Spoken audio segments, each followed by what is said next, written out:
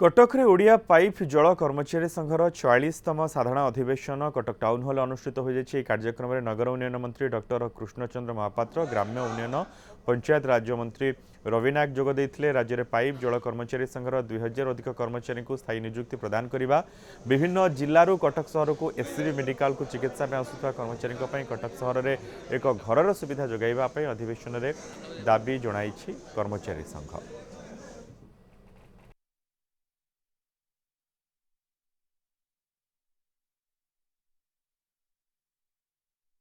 दुई प्रकार कथा को मैंने निष्ठा सहित कर दीर्घ दिन धरी कर जो अनुष्ठान कर यूनियन दीर्घ दिन यूनियन तेणु निश्चित भाव में जहाँ डिमांड रही सरकार मोहन माझी को सरकार निश्चित भाव में विचार कर जहाँ हो पार आम निश्चित भाव में विचार को लेकिन करने संपूर्ण भाव में क्रियाशील अच्छु।